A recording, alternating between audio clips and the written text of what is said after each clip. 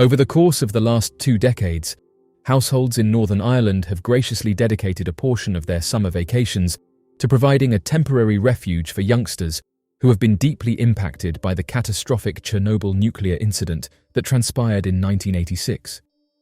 Since the year 1994, there has been a charitable organization that has undertaken the noble initiative of bringing approximately 4,000 children, hailing from the regions of Belarus and Ukraine, to enjoy a 3-week respite far away from the areas that continue to grapple with the lasting effects of elevated radiation levels. In light of the Chernobyl disaster, which occurred several years ago, the chairman of Chernobyl Appeal, Michael Donnelly, emphasizes the ongoing relevance and necessity of their work. Despite the passage of time, the aftermath of the disaster continues to cast a long shadow, leaving a lasting legacy. According to recent statistics, the current year has seen a total of 50 young adults being accommodated with families in Ireland. In addition to offering respite holidays, the charitable organization also plays a significant role in supporting the recovery of young adults in Belarus who are unable to travel abroad. Furthermore, they actively provide essential humanitarian assistance to hospitals, schools, and orphanages in the region. According to Michael Donnelly, it is unfortunate that they have to endure severe suffering, even though they are not responsible for their circumstances. This suffering has detrimental effects on their immune system, particularly affecting young women who experience a significant amount of thyroid problems.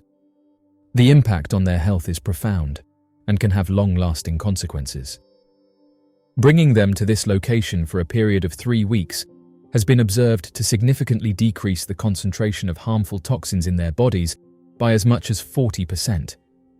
In relation to the charity's work, he expressed his belief that there is no foreseeable conclusion. The radiation levels in the Chernobyl zone have remained unchanged since the devastating incident in 1986.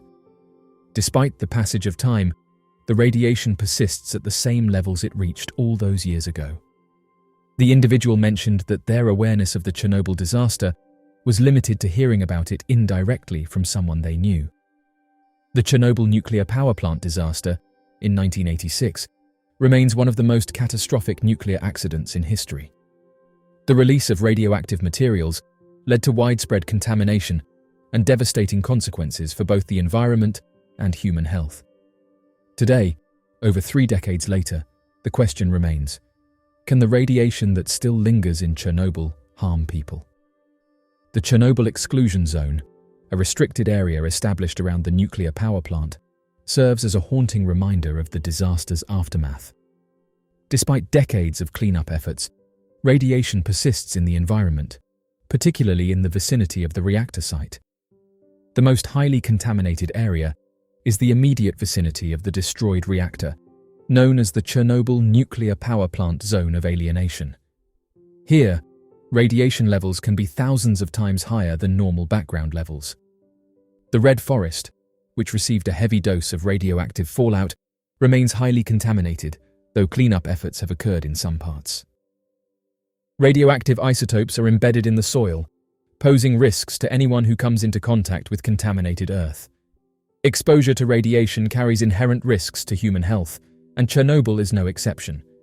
The risks depend on several factors, including the level of radiation, the duration of exposure, and the routes of exposure. Despite the enduring presence of radiation, the risks to human health within the Chernobyl exclusion zone vary significantly.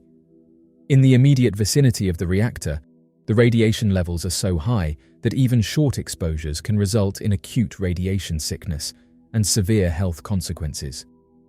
One of the most well-documented long-term health impacts has been an increase in thyroid cancer, particularly among individuals who were adolescents at the time of the disaster. This cancer is primarily linked to the consumption of contaminated food and milk. The risk of radiation exposure decreases with distance from the reactor, but it remains a concern for those working in the exclusion zone, including plant workers and researchers. These individuals are at a higher risk of long-term health effects, including an elevated risk of certain cancers. Given the risks associated with radiation in Chernobyl, strict safety measures and protective measures are in place to safeguard the health of individuals who work in or visit the exclusion zone. Continuous monitoring of radiation levels is conducted throughout the exclusion zone, to ensure that workers and visitors are not exposed to unsafe levels of radiation. Individuals entering the exclusion zone are required to wear protective clothing, including full-body suits, gloves, and respiratory protection, to minimize the risk of external and internal radiation exposure. Access to particularly contaminated areas is strictly controlled and limited to authorized personnel. Unauthorized access is prohibited. Workers leaving the exclusion zone undergo decontamination procedures to minimize the spread of radioactive materials. The amount of time individuals spend within the exclusion zone is carefully regulated to minimize radiation exposure. The long-term effects of radiation exposure from Chernobyl continue to be a subject of ongoing research. While the immediate risks are well understood, questions remain about the potential for delayed health effects, particularly among those exposed to lower levels of radiation over time. Researchers are monitoring health trends among affected populations and conducting studies to assess the impact of radiation on various health outcomes, including cancer rates, cardiovascular diseases, and psychological well-being. In the immediate aftermath of the Chernobyl disaster, a massive concrete sarcophagus, known as the Chernobyl shelter, was hastily constructed to contain the damaged reactor and prevent further releases of radiation. However, this structure was only intended as a temporary solution, and it began to deteriorate over time. Recognizing the need for a more robust and permanent solution, the international community, with funding from the European Bank for Reconstruction and Development, embarked on the construction of the new safe confinement structure. Completed in 2016, the new safe confinement structure is a massive arch-shaped building that was carefully positioned over the damaged reactor, providing a secure containment solution for the long term.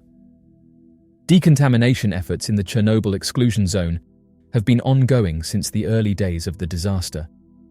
One of the most extensive measures taken was the removal and burial of contaminated soil, vegetation, and debris in specially designed disposal sites. The cleanup also involved the decontamination of buildings and infrastructure within the zone. While these efforts have made significant progress in reducing radiation levels, the scope of the contamination remains vast, and much work remains to be done. A critical factor that determines the timeline for Chernobyl's recovery is the half-life of the radioactive elements released during the explosion. Given these long half-lives, it will take many decades for these isotopes to decay to safe levels naturally. The goal of making Chernobyl radiation-free is closely tied to protecting human health. The current radiation levels in the exclusion zone vary widely, with some areas significantly more contaminated than others.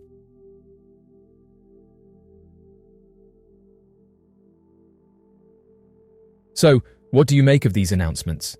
Be sure to leave your questions and answers in the comment section below and help us to grow this community while working to solve these unexplained mysteries.